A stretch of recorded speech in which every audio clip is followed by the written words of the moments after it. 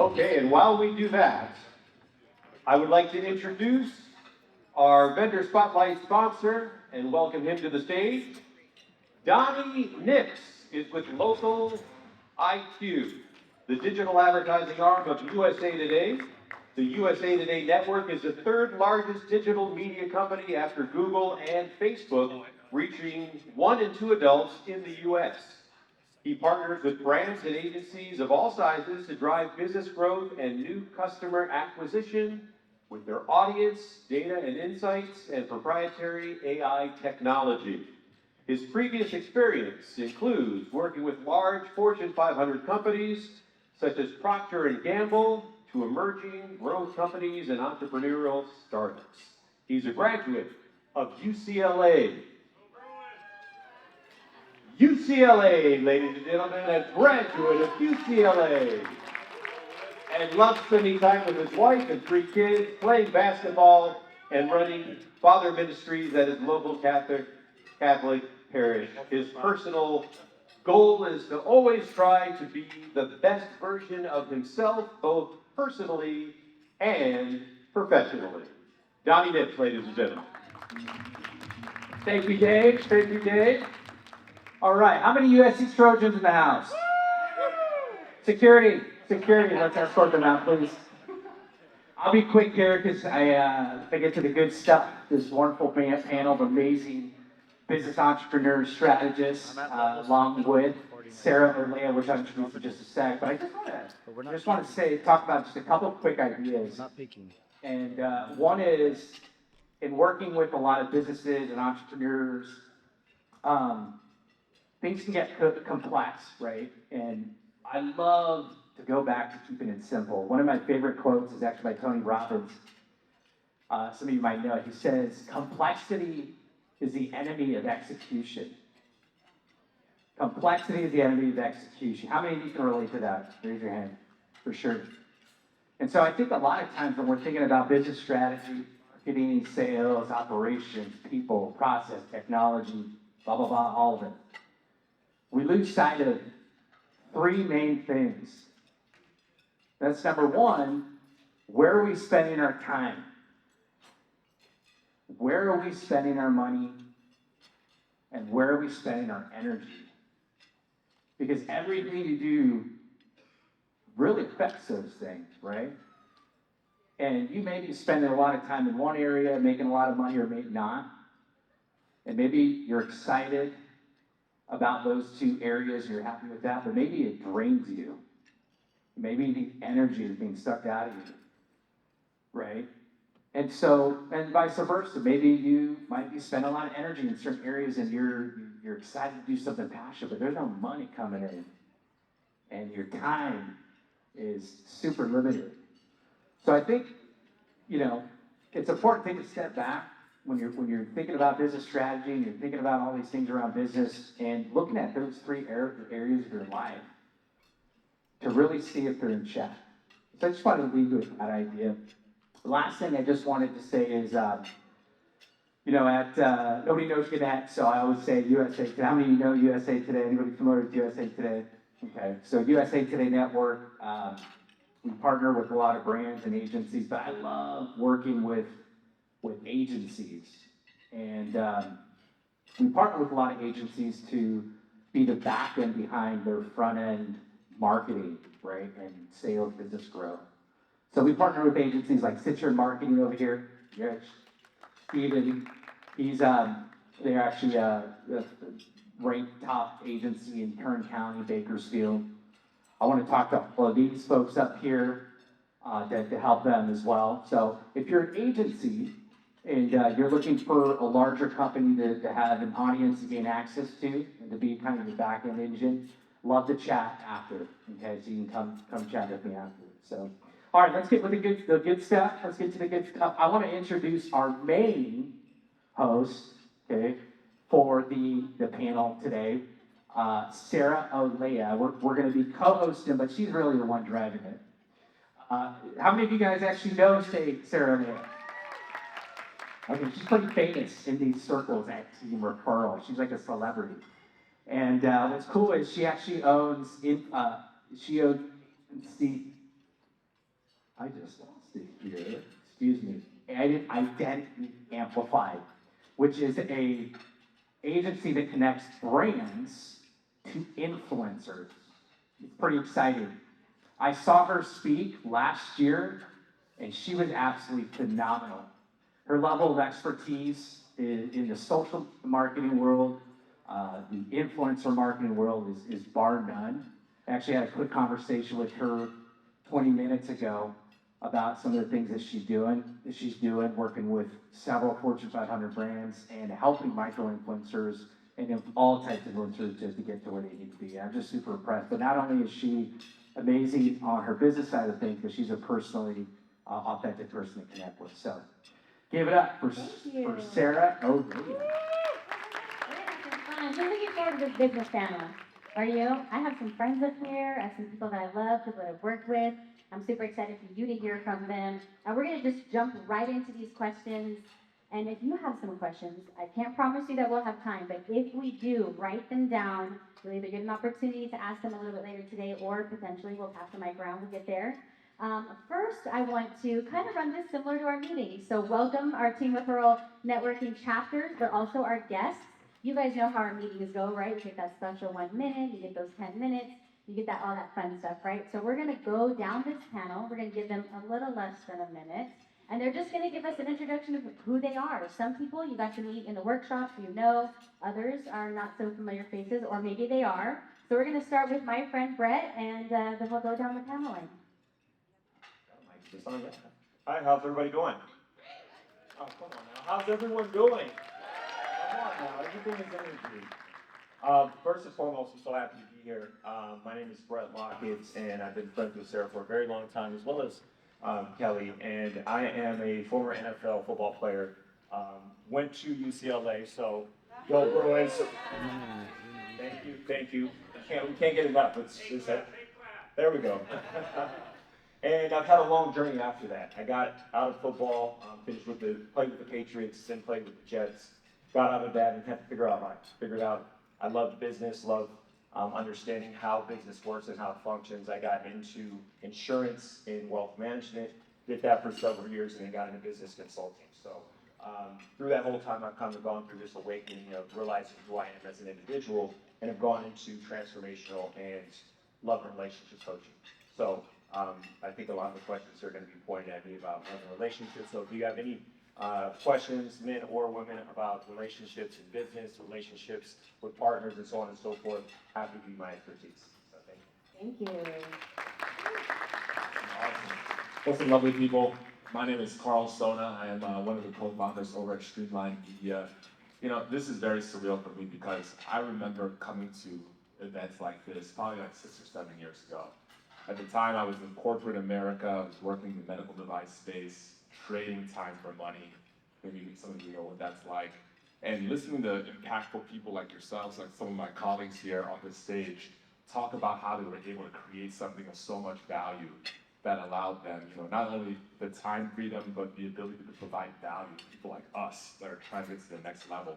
And I just had like a pinch myself moment when I'm sitting up here on a panel like this, because I remember what it was like to be down there, when I just had an idea to start a podcast. And fortunately I started, but unfortunately it was a really terrible one. You know? And now I find myself sat where I'm sat now, helping people like yourself that want to get into something like that, to ultimately do it in a way that allows you to deliver value and create stuff that people actually want. So it's a full circle moment for me to be in a room like this, so I'm just incredibly blessed and happy, and here to share anything that I can that gets you a little bit closer to where you need to be. Thank you. I love it. Thank you so much.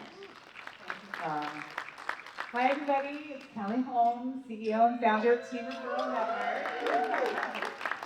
You heard my introduction earlier, so I'm just going to go ahead and pass the mic along to David. But if there's really anything you want to know, by all means, hit me up. And I'll tell you that I forced her to be on this panel, because we all know her, but let me tell you, this woman is a powerhouse and a wealth of information. And you guys you're accessible. She's accessible to you. You can pick up the phone, you can send an email, you can book a coaching session. So I wanted to put her on here because she's got information for us that I know we need. So thank you, Kelly, for being obedient. Well, I didn't know I could skip because I'm not going to follow those. Man. So you guys already met me before, but just real quick, lifelong entrepreneur. I've always been that person. My entire life, people come to me for advice, business or other advice, but mainly business advice. And so I just love helping people. That's my personal ethos. And so if you just want to talk business, hey, how can I help? If you first off, thank you for everybody who attended my workshop. It was really cool. The rest of you watch the video. I can see who actually watches it. So I'm just kidding. But yeah, come chat with me. Why don't you talk business? Hey, I got a question about this. I love talking business. I love helping people. Thank you. Hi everyone, I'm Michael Cooper. I'm the CEO of CCS Interactive in California Computer Schools. I'm a technology enthusiast, as those of you who attended my workshop will know. Been interested in AI a long time, and I'm very excited to be a CEO for several AI startups as well, with all that free time that we all have, right? I began my life as a musician, actually. I was a music professor for a short while, and always did this technology, web, graphic design kind of stuff on the side. Expected to choose one or the other one day, and it never really happened, so here I am. I forgot one thing. Bygone Trojans. Oh man, that's a little sting. I'm gonna make sure to skip David on the questions.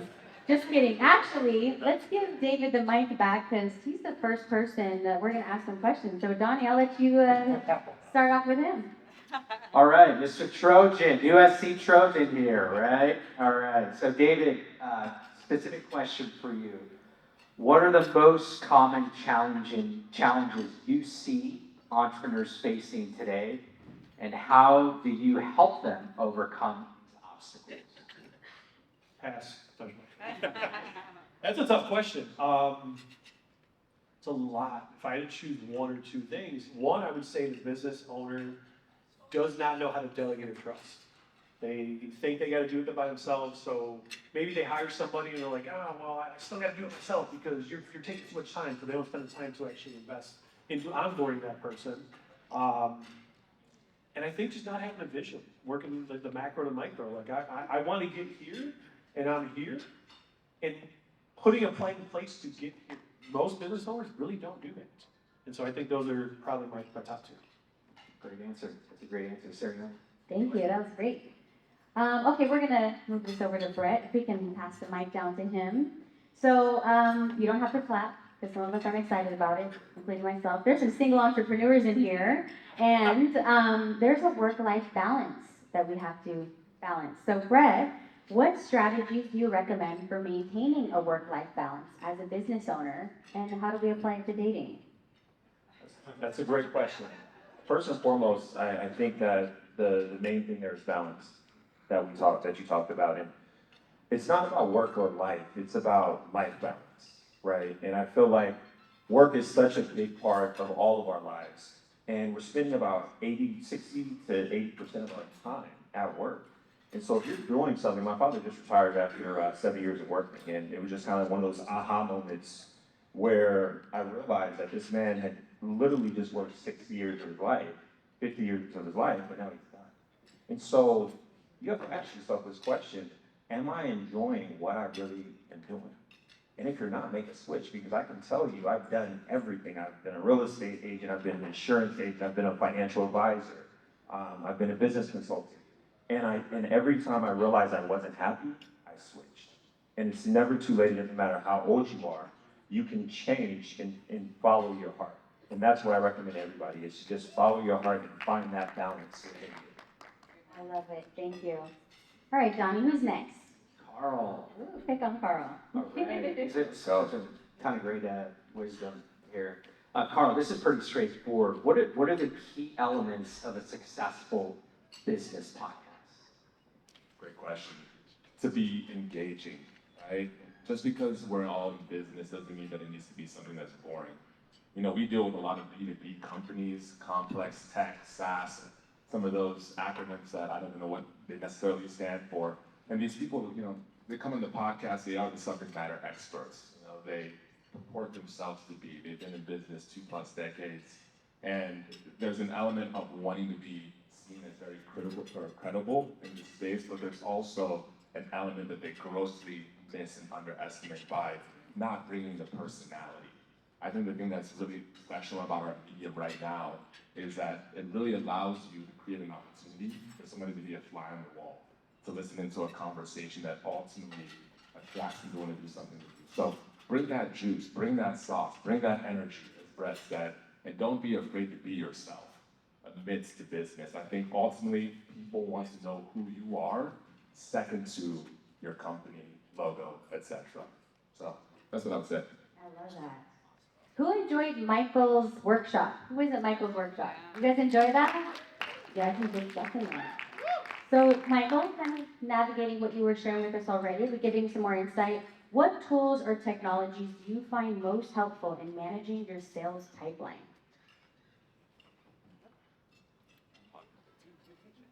So I've struggled for a long time finding little pieces of software that do one particular thing that I need, but it doesn't do a really good job of integrating and connecting to others.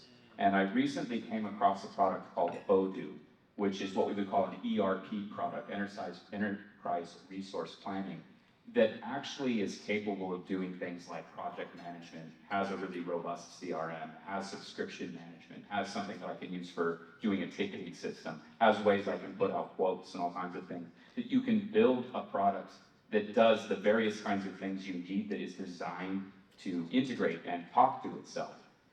So I would say, I wouldn't necessarily want to go and recommend a particular exact product, but I have to say I'm very happy with it so far. So, Odoo, O-D-O-O. It's relatively new to me, so I haven't built everything it can do, but it has impressed me out the gate, which, like I said, I've been struggling for a while to find something that could do everything I needed. Well, I saw some pens writing. If somebody write it down for me too, I need that software. That sounds really great. All right, so let's bring it back to David. David. I think we, Yep, did we skip someone? I think we got. Oh, Kelly. I forgot, and I forced her to be up here. See how we did her pass. I thought I was the window dressing up here amongst the men. No, so let me give you a great, let me just, if I can ask that question to Kelly. So whenever I actually meet people, I say, a lot of times I'll say, there's two people that I know in this world who are the best networkers I know. I'm going to introduce you to the number one person, and that's her. Yes. She is a networking queen. So, yep, it's funny. So this is a good tie-in into the question. What are the most effective networking strategies you use? Okay, good one. First of all, I have to say it's a love fest between Donnie and I. We've known each other for going on 12 years now, but I have the distinct honor of being his oldest child's godmother. And so we always have to shout out our beautiful Ella and let her know that Godmom Kelly sends her love, okay? Make her day. All right. So that's a great question, and I'm just going to share with you what I did preparing for this event as one of those strategies that I think can work for all of us. I sat down with the registration list. Now, you may not always have access to the registration list, but you might go to an event where you know 50% of the people that are going to be there. Like you go to a chamber thing every month, it's kind of the same people. But what I did for this particular event was I looked at the registration list and I looked at who our speakers were, our sponsors were, people who helped us put on this event. And I specifically said, who can I introduce to who, okay? And so I have this list that I'm working through to try to get all of these people introduced. And if I don't get it done at the event today, I'll follow up with it after the event. But planning to connect people comes natural to me. Does it come natural to some of you? You're just a natural connector, okay? And if you're not a natural connector, it's a skill that you can learn. And when you get recognized as a person who connects people, you get praise like Donnie just gave to me for what I do. What I do that comes naturally to me, like if I wasn't doing this business, I'd still somehow be doing what I'm doing, right? It's a beautiful thing when you know what you were born to do professionally. I was born to be a mom. That much, all the moms in the room can go, oh, yeah, right. But I was born professionally to do this. And so I encourage you to take that kind of strategy back with you and think about how you can connect people and then become known as that connector, because then they'll be thinking about you a lot, and that pays off business. I love that. So Kelly, we're actually not going to move away from you yet because you just opened up a little door here that I want to stay in. You mentioned your relationship with Donnie, 12 years. How many people in here have known Kelly for more than 5 years? More than 10 years? A lot of us in here have known her for years, right? So what I want to know is, how do you build these long-term relationships, and how do you maintain them? How do you keep them? Oh, that's a good question. Can I pass on that one? So I was given the gift when I was younger, not so much since I turned 60, man, that check engine light comes on at 60. But younger, when I was younger, I remembered everybody's name who I met, and I remembered almost always the business that they were in. And most of you who know me long enough know that that's how I was. I mean, I could do a training, there could be 40 people in the room. At the end of the training, I would go around and call everybody by name and not miss one person, okay? Again, it was a gift, but again, something that is a skill that can be learned.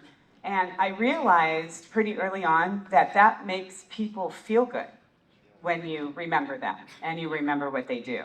And so I think that that's one of the reasons I've been able to maintain relationships over the years is one, you know, we get to run into each other on occasion. But two, if I do run into you, I'm going to remember you. I'm going to introduce you to people. I'm going to make sure that you're a special part of my life in the way that I can do it with a lot of people. So does that make sense? Yes, I love that. Okay, you're out of the hot seat now. But This Okay. was good stuff, right? Because she mentioned that you can learn the skill too. Some people are born with it, they have a gift, and others of us, we have to practice and have trial and error. So that's very helpful. Thank you. All right, Donnie, what are we going to ask David? David, let's see here. All right, so David, question number 2. What leadership qualities do you believe are most important in actually driving a company's success?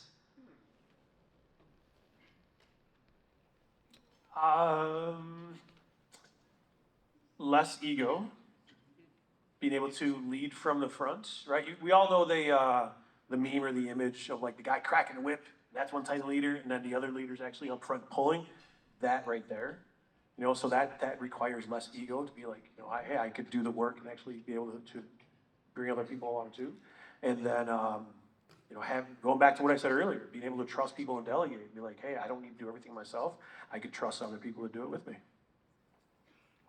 Awesome. You brought it real quick. I was in your workshop and loved it. So one of the points you brought up was just recruiting and sometimes not having to always be a part of that, right? So that was kind of a perfect example of sometimes being, so kudos. But go. I love it. One thing too, if I may, what you guys are saying that like you can learn how to network better. For those of us, when a lot of us, and I'm just gonna call myself, when we meet people and they tell you their name, in my head it's that little monkey going like this. I can tell you your dog's name, I can tell you everything about you, but your first name, there's just that brain. So like, nice to know that actually that is fixable. Fixable, I love it. And raise your hand if you... There's several really good techniques out there. Google it, you'll find some great information. I love it. We know we want her to speak on her 10-minute when she comes visits, right? Just teach us that. Raise your hand if you need to delegate, by the way. Do we need to be better at that? Yeah, I know, me too. All right, this question's for Brett, so we'll pass that mic on to him. So earlier when you were answering your question, you mentioned kind of going through different careers, and when you find something, you kind of pivot, or when you're unhappy, that kind of thing. I think there's some of us in here that maybe we're in the season of finding that new thing we're going into, or we're pivoting from corporate to starting our own business or something like that. Is there any piece of advice that you could give us when we're making that pivot in our life? That's such a great question. My mind goes a lot of places, but I think the one thing that I will always say is to follow your heart. Because if you're truly connected, your intuition knows exactly what you want. You've just been fighting it for so long that you start to believe what you're telling yourself. So if you can really just tap into your heart and what you want out of life, it'll show itself very quickly. When you start asking for signs, you'll start to see it. You'll be like, oh, okay, I'm supposed to be doing this instead of what I'm currently doing, right? So the best answer I can always give is just follow your heart, and life has a funny way of revealing itself when you trust in life. But the biggest problem, the reason why we all live in fear, the reason why we're afraid to do certain things is because we don't trust that life is gonna happen for us and not to us. So For us. follow your heart always. I love this. I could ask a part 2, but I'll ask you later. Okay. All right, Donnie. Yeah, Carl, let me jump in there. and ask, what are actually some of the most common mistakes that businesses actually make when starting a podcast? So what are the mistakes that they actually make that you see?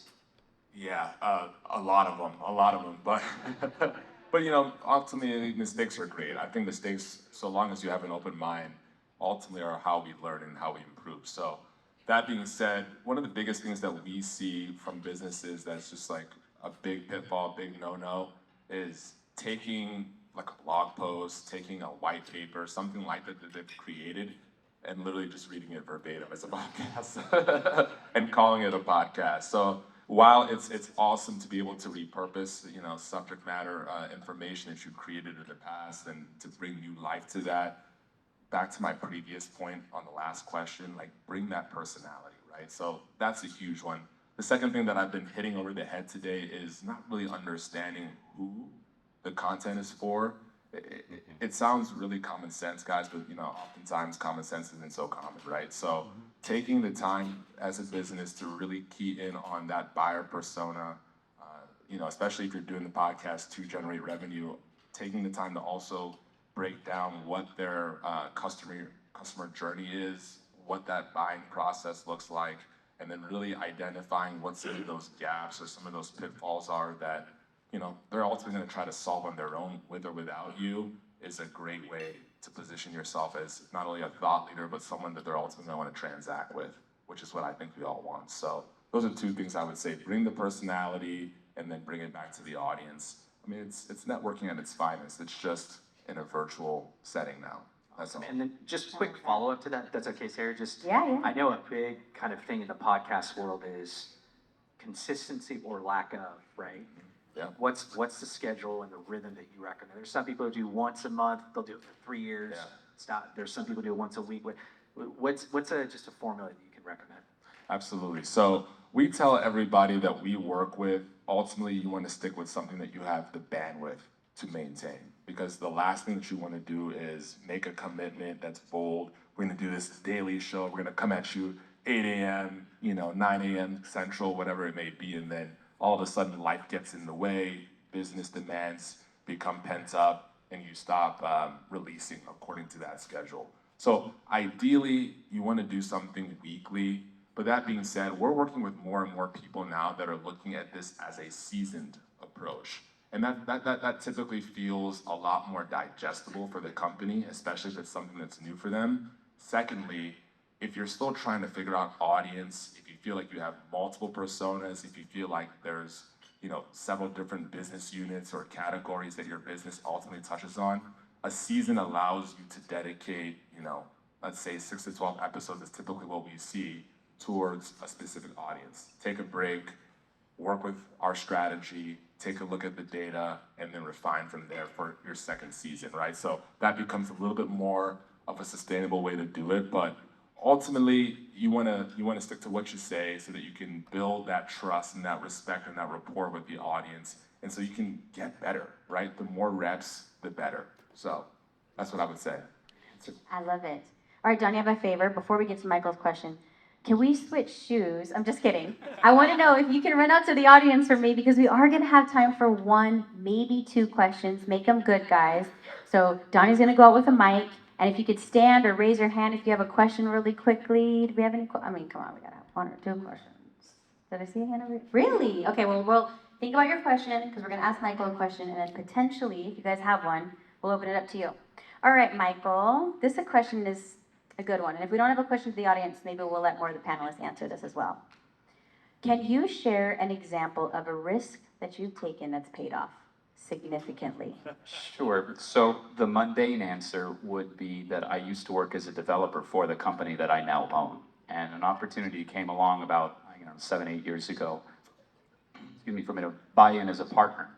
And I thought about it, and the worst that could happen is I could strip it down for parts and get some value out of it. But let's see what happens. And it really, it's done so much to elevate my confidence and certainly my career, and got me into a situation where I get to network with all of you and find out how much I absolutely love networking and be a speaker and all these kinds of things that I don't think I ever would have even really considered had I not done that. But perhaps the more personal answer would be in 2015, I had an opportunity to join a music competition, a fairly prestigious one in New York. And I had just lost my mother, and I was about to age out. And I thought, maybe this should be my last hurrah. And I'll just go ahead and join this competition, and maybe it'll be the last thing I do. I'll do it for her, and it'll just be kind of the end of it all, and I'll get ready to just be a tech person all the time.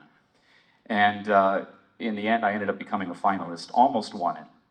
Came as close as I probably ever would have in the many dozens of competitions I've done over the years. And a few weeks later, ended up playing Carnegie Hall, and then it went on to record a bunch of albums and solo in front of orchestras and do all kinds of things that I thought I was about to close the door on. So Wow. I would say that. Wow. Do we love that question? Are there any other panelists that want to answer that question? Have you taken a risk that has significantly paid off? Yeah? Just in the, in the spirit of being transparent and vulnerable, since that's the kind of thing that I think a lot of us are craving these days. So 2 years ago, literally almost to the day, I was engaged, and I had come to a crossroads where my ex-fiance and I basically realized that we were not really on the same page in terms of values, beliefs, faith, things like that. And, quick story on me, my whole life, I've kind of spent it being a people pleaser. A lot of how I perceived acceptance and love was to kind of go along, to get along. And I had been doing that in this relationship. And it got to the point where we had a series of conversations, and I had that critical fork in the road moment where I had to look at myself in the mirror and go, okay, are you gonna continue to be a people pleaser and tell this woman what she wants to hear, or are you gonna be the kind of person that is willing to take a step in a direction that actually aligns with who you are and allow the world to see you for who you are? And I'll never forget literally justifying and wrestling with myself, like just go along to stay along. But I'm grateful that I didn't, because I ended up coming home that day and I had a conversation with her, and it was probably the most real and genuine conversation that I ever had. And fortunately, it cost me my old life. And there was a lot of pain there. There was a lot of destruction. But, the beautiful thing that came out of that is that I'm now able to walk through any set of doors as completely who I am. And we're not all here for that long. We're all here to do something great. We're all here to be a blessing in our unique way. And to rob the world of that, I think would be a complete shame and a travesty. So I'm just grateful that I had that piece, and I want to pass that on to anybody out here that may or may not be struggling with that, or that can possibly resonate with that. Thank you. Is there anyone else on the panel that wants to answer that question? Yeah. Yeah, let's do it. My life is full of risks. So when he said that you've taken risks, I'm like, well, let's just go down the list. But I think the biggest one that, for me, I think it was a dream that it was just following through on. And that dream was the dream I had ever since I was a kid, which was to play pro football. And I went to UCLA, and so for those of you that don't understand football, there's an NFL draft and you get drafted, right? And if you don't get drafted, you can try out on those teams. And so I thought I was gonna get drafted, and my parents threw me a whole big draft party in my house right here in Diamond Bar. And there's 7 rounds, and we go through all 7 rounds, and my name didn't get called. So I was extremely upset, and I found out that I was gonna go to the Cleveland Browns to try out. And so my mom was like, do you think you're gonna do it? I left UCLA early, do you really wanna go through this? I was like, Mom, I'm going to the NFL, like it's happening. And so I went to the Cleveland Browns, and this was like a tryout, 3 practices, and I showed up, and I made sure that I let every single person know on that football field that I didn't just want it more than them, but I was willing to die to make it to the NFL. And so the last day after 3 practices, we're tired, everything hurts. I don't know if you guys ever worked out and like you feel muscles that you haven't even felt before, and you're like, how is this possible?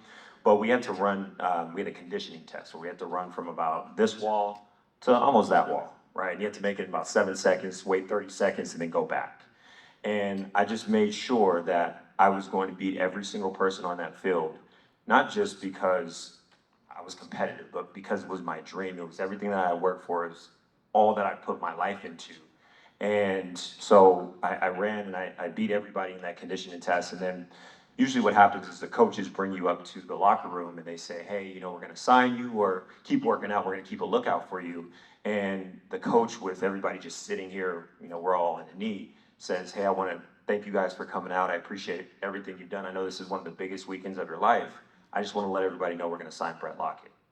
And at that point, my whole life was changed, right? And I think that risk of just, it's not really a risk, it's a belief in yourself that you have to have if you're going to do anything in this world. And if you do not have that belief, you know, it becomes very challenging. I heard, where's Liz at? I was sitting in her, you know, beautiful presentation, and she said, you know, the story that you tell yourself is, and I'm gonna botch it a little bit, but pretty much the story you're telling yourself is either the reason why you're getting the results that you're getting or the reason you're not getting the results that you're getting. So that story is everything. And so, you know, if you want a different life, you gotta change your story. Wow. Yes. I love it. I met him when he played for UCLA with a broken arm, and I tried to sell him the phone when I worked at Verizon. So that's how I met Brett. We do have. did, yeah. That's how I met. We do have just a couple more minutes. Kelly or David, do you want to chime in? Let's talk about your risks. I'll just give it a quick one. I can't follow it. Like, come on, you kidding me? Trusting myself, believing in myself, starting my own businesses, right? And so the advice to all of you, business owners, you have done that. Trust yourself, bet on yourself to take the next level up. One of the hardest things, and one of my clients, Adam, wait, hi, Adam. One of the hardest things that we are doing together, solopreneur, hardest thing, open up a business. In my opinion, maybe second hardest thing, or maybe even harder, is hiring your first staff member, right? To be able to start building and delegating. Because like, oh, if I'm by myself, if I don't bring in the money, like, okay, you know, it's myself. It's on myself. Now I gotta be responsible for another human being, for another person. So that's what I've been able to do, is trust in myself, trust in the system, trust in the process, put strategies in place to do it. And that's what I would encourage you all to do. If you're not a business owner and you're considering to do it, trust in yourself, bet on yourself, start a business. If you are a business owner, follow a program so you can actually hire people and create the business to live the life that you want to live. I love it. All right, Kelly, you have one more minute. Just hit us with your That's risks. great. I get to bring it home. You know, I've been trying to figure out what story to tell. There's been a lot of risks over the last 20, it'll be, what are we at, 23 years this year? 22 years this year for Team Referral Network. So business-wise, even just starting a business, we all know it's a major risk. You have, you know, you drain a lot of your finances, you beg, borrow, and steal from, oh, no, not steal, sorry. Beg, borrow from friends. You know, there are roadblocks and road bumps in the road that happen all along. I won't go long into the story. Some of you know it, some of you don't. But 1 year into Team Referral Network, we were sued by a very large company, and I won't go through all the details, but it was a multi-million-dollar lawsuit against us. And pretty much every advisor in my life that I trusted, not all, but pretty much everybody I trusted, said fold, give up, walk away. Don't fight this. You won't have the money to fight it. They're bigger than you. And it was all true. They're bigger. I didn't have the money to fight it. I didn't know how to fight it. I didn't know what to do. But folding was never the option. And I think it's because I can look out today and see all of you here. And we wouldn't be here if I'd folded. And a lot of these relationships wouldn't be happening if I had folded. And so, my advice to you is think really long and hard about it, but don't necessarily take all the advice of everybody. Feel what's in your heart and what's in your gut and what's in your faith is what's going to lead you through this. And it certainly did. So. Wow, thank you. Could we give our panelists a round of applause? You guys are amazing. If you enjoyed this panel today, make sure you put the note on the survey that we take. We want to know if you enjoyed this and if we should keep doing it each year. And just a shout out to some of our sponsors. Make sure that you check them out. Look at the screen. Go visit them. If you need new headshots, because I've seen some of your websites on Team Referral Network. You can see my girls in the back. Raise your hand. They'll get you some new headshots today. And yeah, we'll go on with the program. Fun times pictures taken too. Yes, go step on the Hollywood red carpet, please. Thank you. All right. Okay. One more thing. David has one more thing. So earlier, when we were introducing all the workshop, you know, everybody started saying, oh, we got takeaways. I'm like, I got a takeaway. I didn't tell anybody about it. So Addison, thank you for running to FedEx. everybody on your table should have this card. There is a QR code, because you are a member of team, because you are here, thanks to Kelly, you are all getting access to our health and value assessment. So you fill this out, it takes about 15 minutes. It's going to give you a health score of how healthy your business is, and it's going to tell you an estimate of how much your business is worth. So those who took my workshop, you know this, but everybody else, you get that thanks to Kelly. I want you to know something. Everybody pick their card up, okay? Hold it up. Hold it tight, really tight.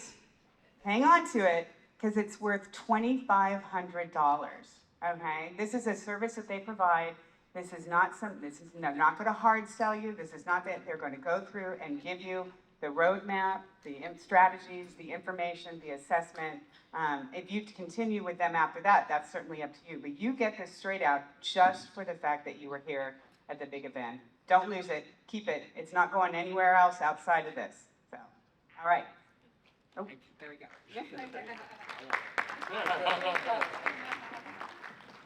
All right, well, we can exit the stage left and get ready for our next speaker.